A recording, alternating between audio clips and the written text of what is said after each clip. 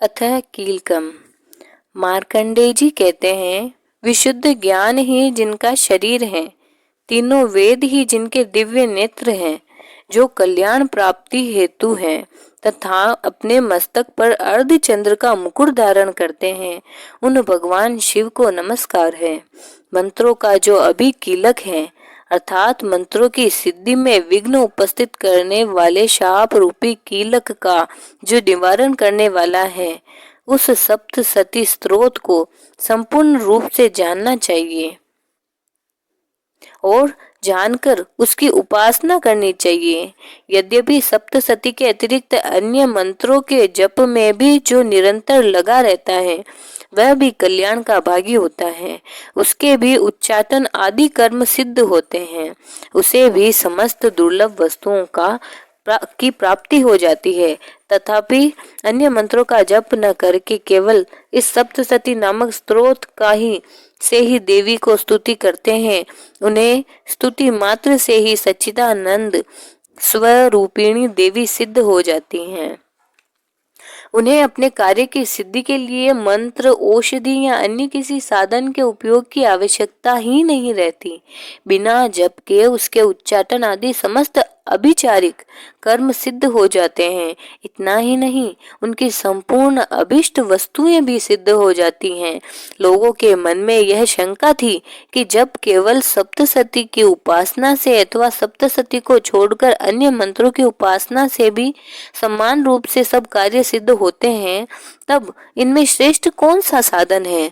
लोगों की इस शंका को सामने रखकर भगवान शंकर ने अपने पास आए हुए जिज्ञासुओं को समझाया कि यह सप्तसती नामक संपूर्ण स्त्रोत ही सर्वश्रेष्ठ एवं कल्याणमय है।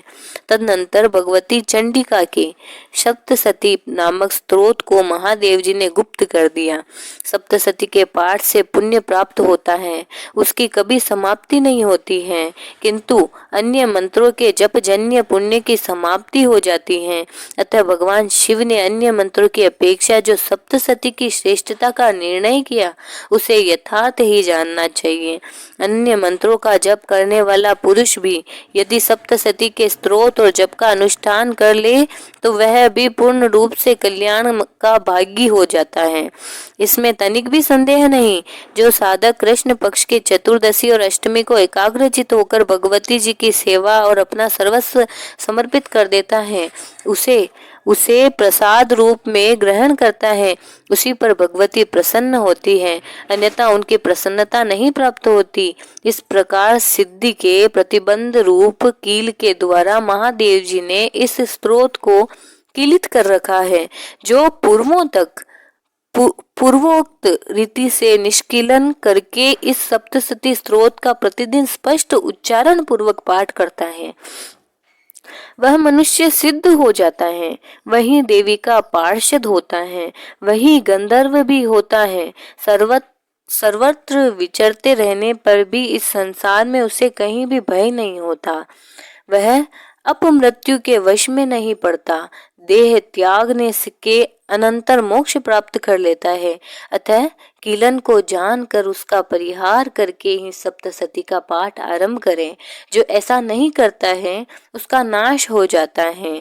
इसलिए कीलक और निष्कीलन का ज्ञान प्राप्त करने पर ही स्त्रोत निर्दोष होता है। विद्वान पुरुष इस निर्दोष स्त्रोत का ही पाठ आरंभ करते हैं। स्त्रियों में जो कुछ भी सौभाग्य आदि दृष्टिगोचर होता है, वह सब देवी के प्रसाद का ही फल है। इस कल्याण में स्त्रोत का सदा जप करना चाहिए।